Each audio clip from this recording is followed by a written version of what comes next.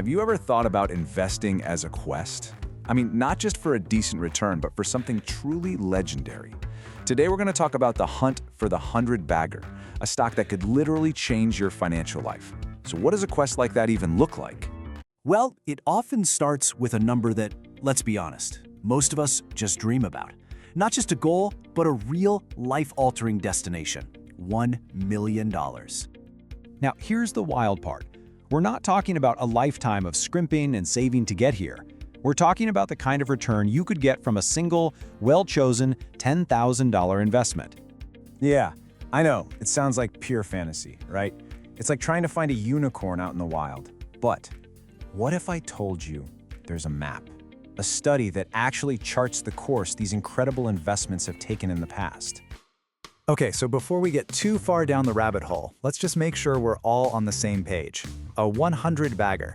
It's just a stock that gives you back $100 for every single dollar you put in. It is the grand slam home run of the investing world. So our map, our guide for this whole adventure, comes from Christopher Mayer's amazing deep dive called 100 Baggers. But what's really cool is that his work actually stands on the shoulders of a forgotten master, an investor who kind of cracked this code decades ago. And that brings us to the first leg of our journey. We've got to jump in the time machine and go back to uncover a secret from this brilliant but often overlooked investing mind. So, meet our original guide, a guy named Thomas Phelps. He wasn't just some analyst. He was a bureau chief for the Wall Street Journal, an editor at Barron's, and an investor who, way back in 1972, became obsessed with studying these monster stocks. He wanted to know, what's their DNA? And after all that digging, all that research, Phelps boiled his entire philosophy down to just 5 simple words: buy right and hold on. Now, it sounds almost insultingly simple, right? But Phelps himself learned, the hard way, that the hold on part is the toughest battle an investor will ever fight. And this is where the lesson gets really personal. To show just how agonizingly expensive it is to not hold on, Phelps told his own painful story.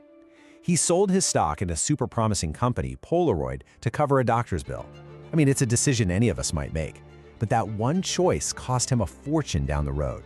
Get this, he kept the little confirmation slip from that sale for the rest of his life, just to remind himself of what he'd done. His own words on it: that's an expensive doctor's visit. Talk about a lesson paid for in cold, hard cash. You know, that mistake from Phelps just hammers home the unbelievable power of time.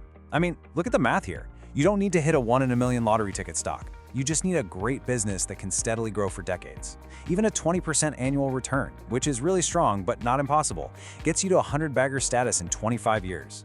It just goes to show you, on this quest, patience isn't just a virtue. It's literally the secret sauce. So this brings us to the biggest, baddest obstacle on our journey. And it's not a market crash, it's not a recession. According to Phelps, the greatest villain in this entire story, well, it's you. Think about it.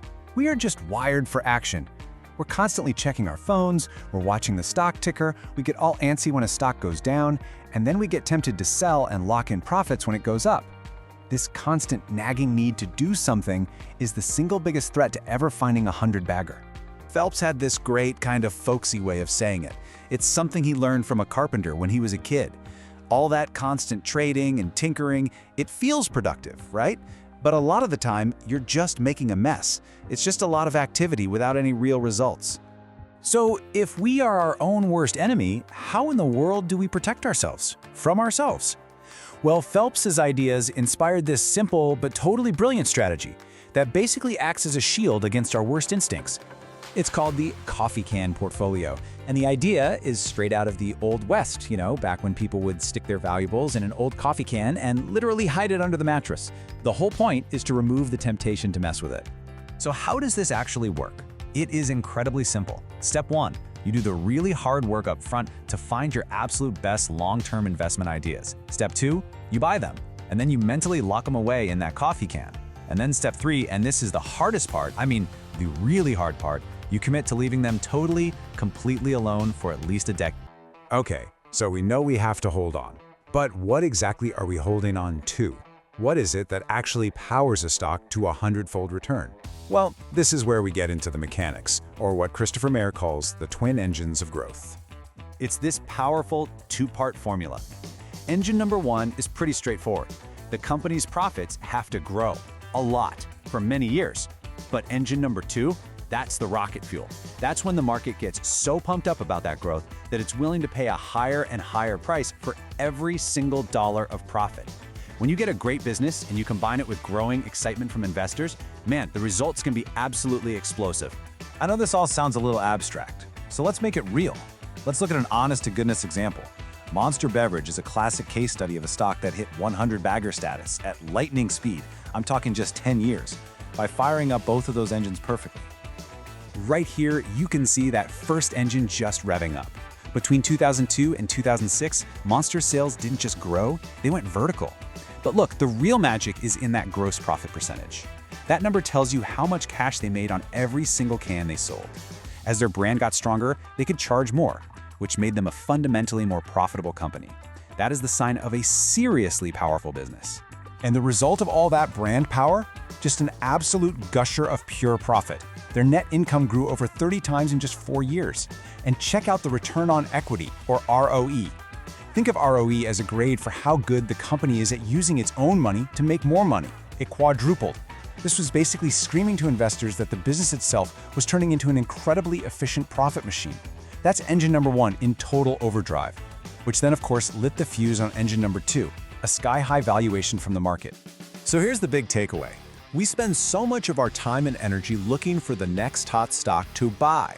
But what the work of Thomas Phelps and Christopher Mayer really shows us is that the real secret, the truly difficult part, is having the guts and the patience to hold. And that forces us to ask a totally different and maybe a much more important question. What companies out there are actually good enough to put in your coffee can and leave alone for the next decade?